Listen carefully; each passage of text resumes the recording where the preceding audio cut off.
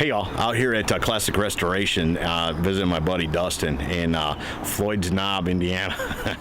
Say that without chuckling, right?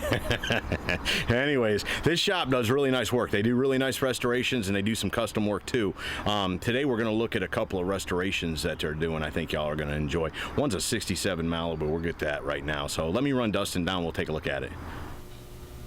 Dustin, how are you, brother? Doing good, Scotty. How you doing? Outstanding. I'm glad I finally got to make it out here to your shop. Yeah, I'm glad to have you. It's taken about a year, but I mean, we've known each other longer than that. But last year I planned on coming and we had some problems. I couldn't make it. Yep. But today you said, hey, I got some things to check out. Exactly. Tell me what we got going on here. Right here we got a 1967 Chevelle Malibu. It's a one-owner car. The guy's father bought it brand new, and he had it fully restored for his dad and surprised him with it about 2 years ago when we finished it up. How cool is that? It's very cool. Pops, if you're listening, don't expect that from me. Yeah, it takes a pretty special son to do that. He was fortunate enough, his dad let him drive it all through college and high school, and you know, it was near and dear to his heart, and his dad actually gave him the car, so it was nice to have be able to give back to him a little bit. Well, yeah. I mean, it's still dude's car. He just redid it and lets Dad ride and look at it, right? Exactly, he exactly. He didn't title it back to him. No, it's actually still titled in both of their names right now. Oh, no kidding. Yep, cool. Sure is. And so he wanted, did you take it back exactly to start? Pretty much. We did leave a couple things off of it. He had some, I guess, sore spots, growing up with the car all of his life, washing it and taking care of it. He said it never failed whenever he'd park it on a street. Somebody'd walk by and bend the antenna on him and mess it up, so he wanted us to leave the antenna off. And then the aluminum trim that originally went down the side, he always hated having to wax and clean around it, so we decided to leave it off as well. Man. And that, I mean, you all build custom cars, but you do a lot of this type of work too. Yeah, I say most of our business, we're, probably 80-20. We do mostly restoration. That's kind of our bread and butter. We've just, within the last, 5-6 years, got into doing the more radical custom stuff. They both have their challenges, and they both have a lot of fun to them too. And you, because you were telling me earlier, even though this car has been in the family since new, there was still a lot of stuff that you had to trace down and figure out. What research you had to do on the car. Yes, put it back right. Yeah, it was just a car back then to them. So if something went wrong, it got thrown away and a new piece put on.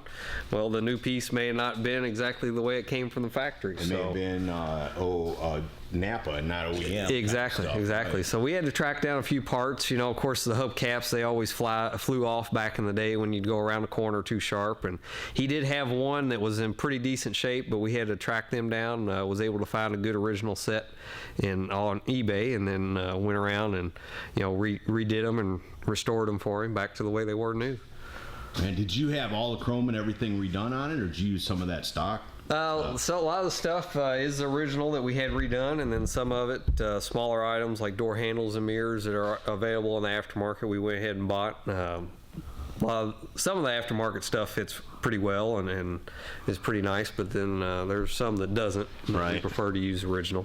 In this car, with the story behind it and the family history and all that, I mean, the dude was doing it for his dad, so obviously, I don't want to say money was no object, but I want to say that he had some reserves. Yes, let's just put it that way. Yep. So it was about, I guess, reminiscent for his father, and you wanted to be able to nail that. You wanted Dad to be able to get tears in his eyes when he saw this car and remember the day he bought it back in '67. Yeah, we unfortunately weren't in town the weekend whenever he unveiled it to his dad, but we would have loved to have been there. I bet. But apparently it was a pretty neat deal. He actually drove it up to his father's house and had it stuck in the garage without his dad knowing, and sent his dad out in the garage to get something, and there it sat. Oh wow! So of course, first thing his dad wanted to do was go out and drive it. Sure. So they did.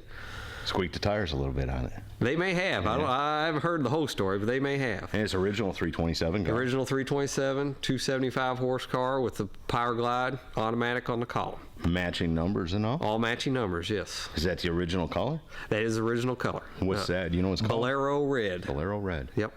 Man, and did you have somebody redo this interior? Yes. Or did you? Can you open that door? Yeah. Or did you, use seat covers or whatever? Yeah, we actually, we bought the seat covers and carpet and door panels. We installed everything here except the seat covers and the headliner.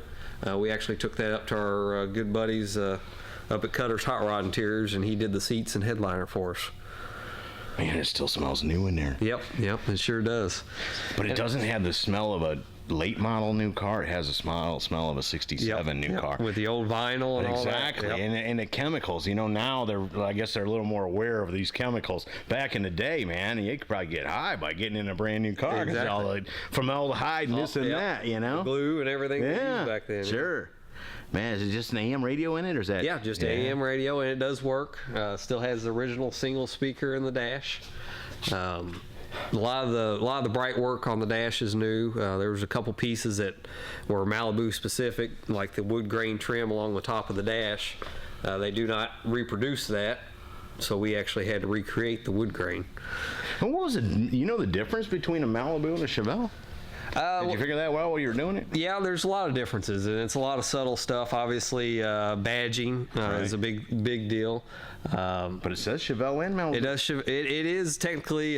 They were all Chevelles. Right.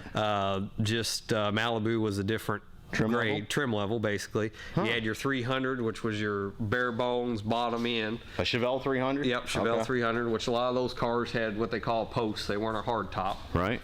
And then they stepped it up one notch to the Malibu, and then you went into your SS, and then of course all the different options in the SS realm. And see, you've been bringing up an SS. I told you this earlier. I think it's cool that he went back stock, because a lot of people would have put the SS badging on it or done something. You know what I'm saying? Yeah, there's a lot of clones out there. You had to be tempted to do something to it besides take it back. Yeah. And yet, he took it right back to the way it was. Because again, I think the cool thing about it is the passion. See, that's what I see when I hear that story, right? Yep. Is it was the passion for the car, and he appreciated all his dad had done for him and this and that. And how do you give your dad a big hug without really giving him a big hug?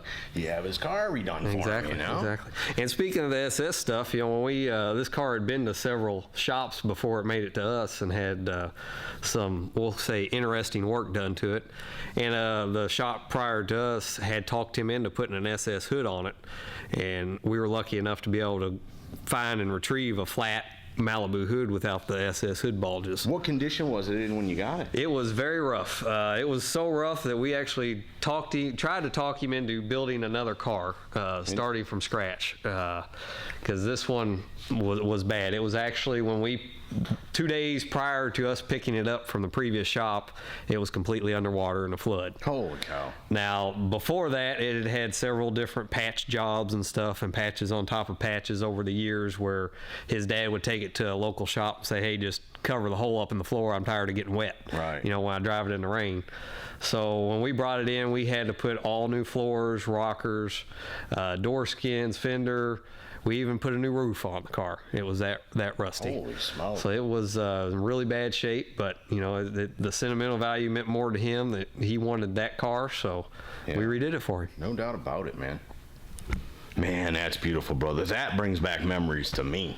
That bright orange Chevrolet block, Nothing says Chevy like Hugger Orange. That's it. Well, the thing is like Fords were blue and Chevy, they were color coded for manufacturers, and now I think they're just all black or something. Yeah, they're all black or just the natural aluminum. Right. Those original headers? Yeah, those original manifolds and everything manifolds on it. And all, you didn't, obviously you didn't do anything to those, just pulled them off and then put them back on, maybe sandblast them or something. Cleaned them up. And a little bit. Yeah, it's even got, original GM hoses and all that good stuff on it. It's even got the medicine bottle over there. Yes, it sure does. Look at that. We had to track that down, and actually had to have a new label printed for it. And the label was missing, but we were lucky enough to find some pictures and be able to print a new one. That's amazing. Nothing stops you all. No. I mean, you get a challenge and you just figure out how to get around Exactly. it. And then I'm sure you got these vendors in your town that think you're crazy because you come in with these crazy things that you need. It's like, I need this sticker. See this picture? And they're looking at it going, why would you want a sticker with this on it? Well, that's the thing keeping us from having this car finished, and that's what I need. Exactly. Yeah, no, I talk to people all the time that I'm like, hey, where'd you get that done? Oh, we went down to the local dude, this and that. He does this kind of work. We thought maybe he could do this kind, and sure enough, he could. So, no, I know y'all go in, and a lot of these people that you use got to be thinking, oh gosh, what are they coming in wanting now? Yeah. It's even more fun whenever you're doing a custom and you call a part store looking for a part. And they want to associate it to a car. Exactly. What kind of car you got? What Yeah. size motors? I got power brakes, air conditioning. It's going to have all that, player. Yeah. They want to be able to just plug in a computer. It's a big and block, spit small something out. block. It's got everything going, right? Exactly. Yeah. No, that's the way it is. Because when I was growing up, you went to a parts store and they had books and you talked about it and this and that. And now they ask you the year, the make, the model, and there you go. There's your 4 choices. Yeah. When parts guys were car people. Man, that's right. Dude, you all rocked it, man. Thank you. Restoration, man. That is a really nice one. Tell me, if people want to get in touch with you or follow you, got a website? Yeah, we sure do. It's classicrestorations-online.com. And then you can also like us on Facebook. You can find us under Classic Restorations of Southern Indiana. Cool. Dustin, thanks so much for the time, brother. Yeah, appreciate it. No problem. Folks, there you go. That's a cool little 67, right? Yeah. 67. I'm going to get the 67. years wrong. 67. 327s. Numbers matching car. Redone for the dude's dad. Now, again, Pops, I can't do nothing like that for you. But again, Dustin said this dude's dad let him drive the car through school, and I don't remember my dad ever giving me a car. So, had you gave me a car, maybe you could get one back. But anyways, just a cool car, a cool story. Hope you all have enjoyed it. See ya.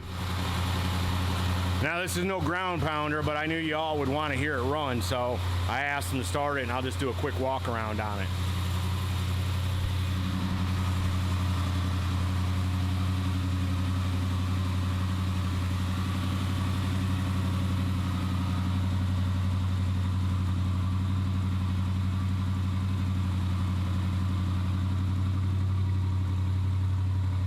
Still sounds like it got a little cam in it, even from the factory back then.